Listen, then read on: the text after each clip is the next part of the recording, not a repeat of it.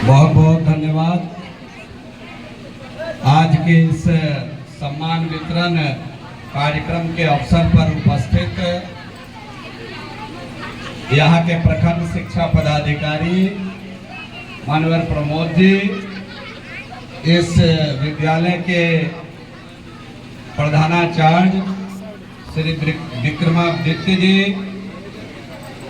उपस्थित हम सभी के अभिभावक डॉक्टर राघवेंद्र प्रसाद जी, हमारे सहयोगी और सामाजिक क्षेत्र में काम करने वाले कार्यकर्ता बंधु, आदरणीय विपिन पाठक जी, आदरणीय सुदिष्ट बैठा जी, यहाँ के सम्मानित मुखिया के प्रतिनिधि भाई अनिल जी, यहाँ के समिति भाई अनिल भंडारी जी, और यहाँ के सम्मानित माने दामाद भी हैं ना यहाँ के भाई धीरेन्द्र जी, और जिला परिषद सदस्य के तौर पर लगातार काम कर रहे हैं, विद्यालय प्रबंध समिति के सदस्य के तौर पर श्रीमती रितु जी, उपस्थित जगन्नाथ जी, बड़े भाई अजीत जी, बिरचन जी,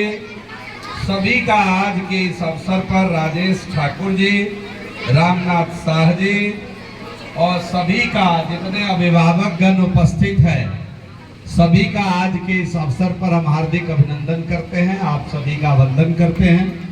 साथ ही साथ जो बड़ी संख्या में यहाँ उपस्थित हमारे छात्र एवं छात्राएं हैं, हम सब का आज के इस सुंदर अवसर पर अभिनंदन करते हैं, सभी अभिभावक का अभिनंदन करते हैं और एक शिक्षक को निर्देश भी देते हैं कि छज्जी पर लटक करके जो बच्चा देख रहा है उस सबको वहां से पीछे करिए। देखने के सिलसिले में ऊपर से ऐसा ना हो कि दूसरी घटना कोई घट जाए, तो अभिभावक भी और शिक्षक भी उसको जरा जा करके उनको नीचे उतारिए, लटक के देख रहे हैं, और इस छज्जी का थोड़ा सा हाइट भी 1-2 ईंटा बढ़ाने का प्रयास करिए भविष्य में, उसको देखते हैं किस योजना और इससे होगा। आज के इस अवसर पर उपस्थित जिनको सम्मानित करना है, उस बेटी को, उस बेटे को मैं खास तौर से साधुवाद देना चाहता हूं, धन्यवाद देना चाहता हूं। उनके अभिभावक को भी हम अपनी ओर से शुभकामना देना चाहते हैं कि आपके कठिन परिश्रम से, आपके सहयोग से, आपके निष्ठा से आपके बच्चे ने जो सफलता पाई है अपनी मेहनत के बदौलत, निश्चित रूप से परिवार और परिवार का जो एटमॉस्फेयर है, परिवार का जो भाव है, उसके कारण बच्चा अच्छा कर रहा है। और यहाँ के जो प्रधानाचार्य हैं वो बराबर सीरियस भी रहते हैं। यहाँ के शिक्षक एवं शिक्षकेतर जितने कर्मचारी गण हैं, अपनत्व के भाव से विद्यालय में पठन पाठन का काम करते हैं।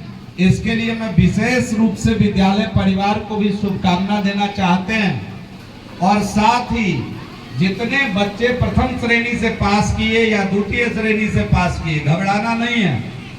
जो द्वितीय श्रेणी हो गया उसको मन छोटा नहीं करना है, आगे कठिन परिश्रम करके हमको प्रथम श्रेणी में जाना है। ये संकल्प लेकर चलना है कि आज हम दूसरे नंबर पर रह गए तो कल प्रथम कैसे होंगे, इसके लिए कठिन परिश्रम करना है। और मैथिली शरण गुप्त ने लिखा है कि नर हो न निराश करो मन को, कुछ काम करो, कुछ काम करो। तो काम करना है, पढ़ाई काम करना। बच्चों का काम क्या है? पढ़ना। तो जब हम कठिन परिश्रम से पढ़ाई करेंगे, सही दिशा में पढ़ाई करेंगे, तो सफलता हमको जरूर मिलेगी। मैं बहुत प्रसन्न हूं जब हमको जानकारी मिली कि गांव के अंदर बच्चे इतने अच्छे रिजल्ट लाए हैं, तो बड़ी प्रसन्नता हुई। हम यहाँ पढ़ करके, गांव में पढ़ के शहर के बच्चों को चुनौती दे रहे हैं। बड़ी संख्या में हम प्रथम श्रेणी से पास कर रहे हैं। हमारे पास आज भी हम शहर की तुलना में संसाधन का अभाव है। गांव के अंदर शिक्षक अब तो मैं धन्यवाद देना चाहता हूं अपने बिहार के आदरणीय मुख्यमंत्री जी को। और पिछली सरकार में हम लोग शामिल थे 20 के पहले, जब चुनाव 2020 के पहले के चुनाव के पहले ही सभी पंचायत को हाई स्कूल में तब्दील कर दिया गया। और उसका परिणाम हुआ कि जो ड्रॉप आउट था, मैट्रिक पास करने के बाद बेटी पढ़ती ही नहीं थी। बहुत कम जिनके माता पिता को सामर्थ्य होता था वो अपनी बेटी को हॉस्टल में रख करके पढ़ाते थे। गरीब का बच्चा तो पढ़ता ही नहीं था। तो एनडीए की सरकार नीतीश कुमार जी के नेतृत्व में यह निर्णय लिया कि हम सब पंचायत में हाई स्कूल बनाएंगे। कम से कम अपने घर से दाल चावल खा के भी बेटी स्कूल जाएगी और इंटर पास कर जाएगी।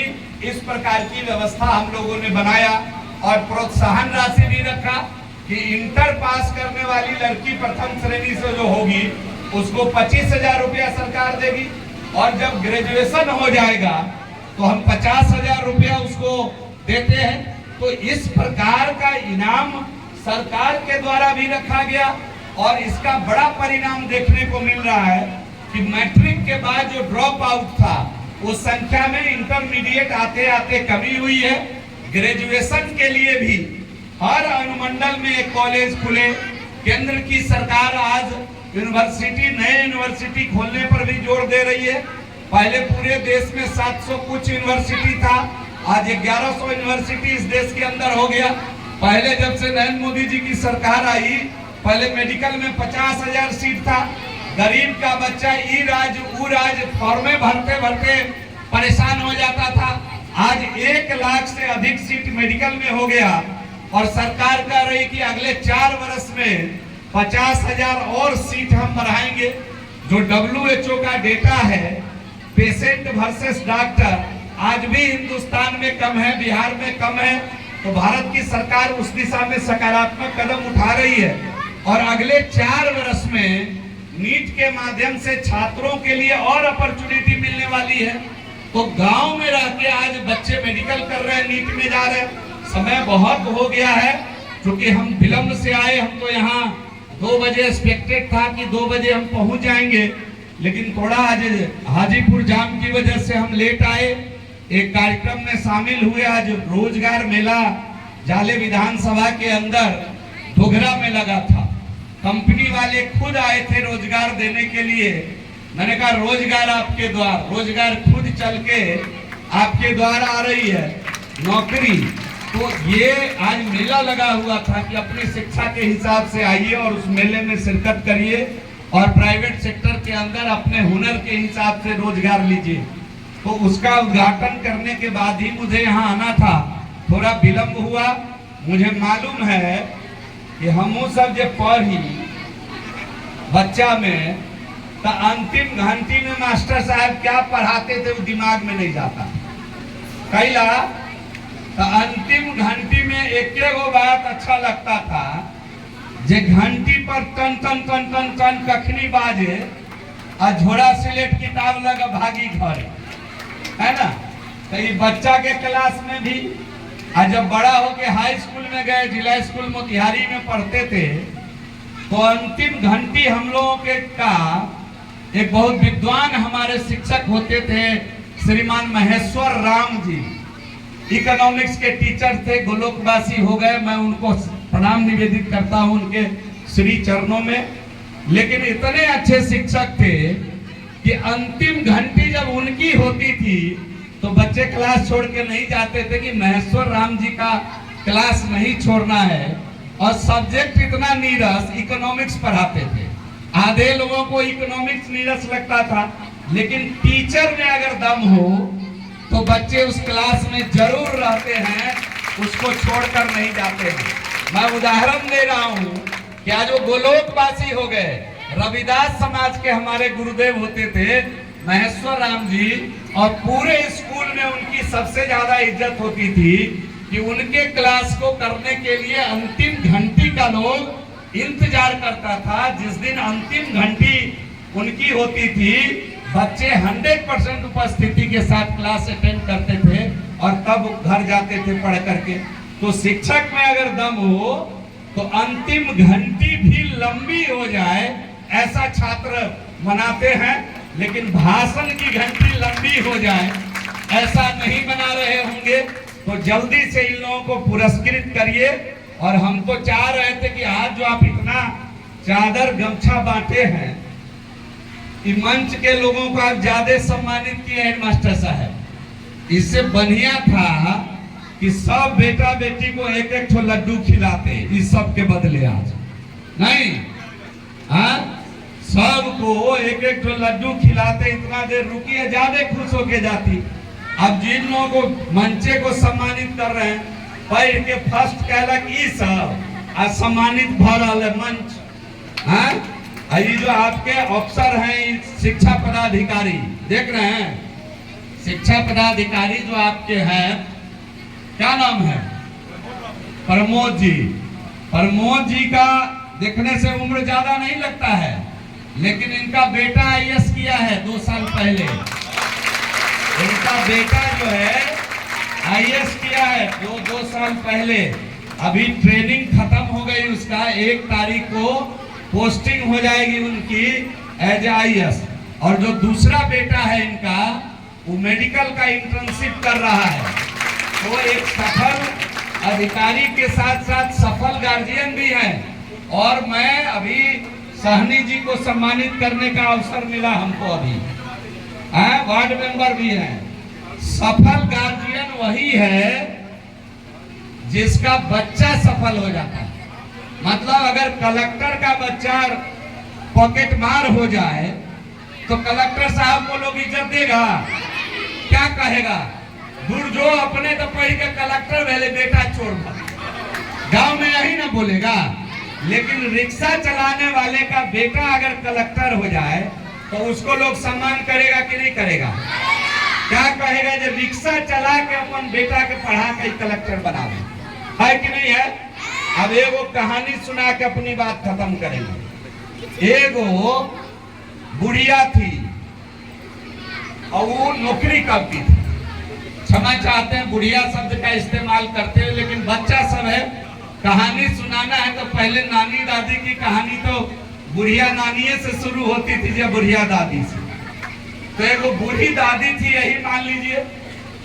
अब वो काम करती थी हेल्थ विभाग में। कहाँ? धनबाद में। जिस दिन रिटायर हो रही थी, रिटायर होगी ना, जैसे काम जब नौकरी रिटायर होगी, तो जिस दिन रिटायर हो रही थी उस दिन पूरा कैंपस में पुलिस भर गया। तो सिविल सर्जन को लगा, सिविल सर्जन ऑफिस में प्यून का काम करती थी, पानी पिलाना, झाड़ू लगाना, पूरा काम करती थी। जब रिटायर हो रही थी तो पूरे ऑफिस कैंपस में पुलिस भर गया।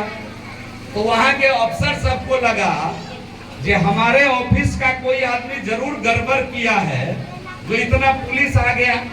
तो पूछने लगे सबसे कि कौन गड़बड़ किया? कोई बोलिए नहीं रहा है। कह रहा है आज तो इनको रिटायर होना है, आज के गड़बड़ करेगा? तो जब पूरा हल्ला हंगामा हुआ, जब उस बूढ़ी से पूछा गया जो रिटायर हो रही थी कि ये कौन गड़बड़ किया है जो इतना पुलिस घेरे हुए है पूरा विद्यालय को, तो कहा जो हम रिटायर हो रहे हैं ना, तो हमको लेने कलेक्टर साहब और एसपी साहब आ गए। तो उसको बड़ी जोर से डांटा सिविल सर्जन कि तुम इतना काबिल हो कि तुमको लेने कलेक्टर एसपी आ रहा है। तो कही बूढ़ी कि नहीं, वो जो कलेक्टर है वो मेरा बेटा है और जो एसपी है वो मेरा बेटा है। तो उस बूढ़ी को 4 बेटा, एगो कलेक्टर, एगो एसपी, एगो डॉक्टर, एगो इंजीनियर। अब कलेक्टर बिहार में थे, हम नाम नहीं अभी बताएंगे। और अपनी माँ जब रिटायर हो रही थी तो लेने गए। जब वो कलेक्टर हो गए तो अपनी माँ को कहे कि तुम प्यून का नौकरी, परिचारी का नौकरी करती हो, इसको तुम छोड़ दो।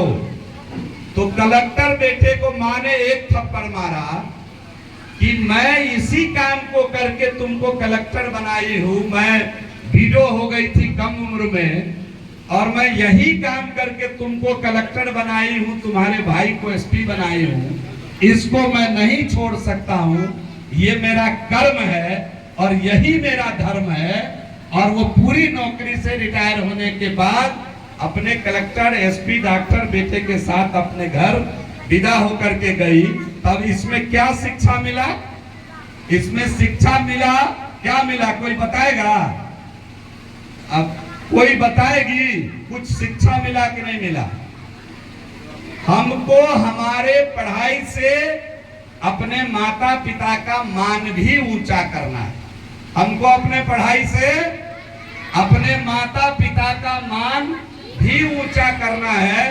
जो आज हम जिद करते होंगे, पापा हो मेला है 10 गो रुपया हम लेबे करबो, तो पापा को दिक्कत होगा तो यो पापा क्या करते होंगे? पहले डांटते होंगे की करवे 10 रुपया, मुरही कचरी हम सांझ में लेवे करब, जिलेबी लेवे करब, तोरा की हो तू 10 रुपया।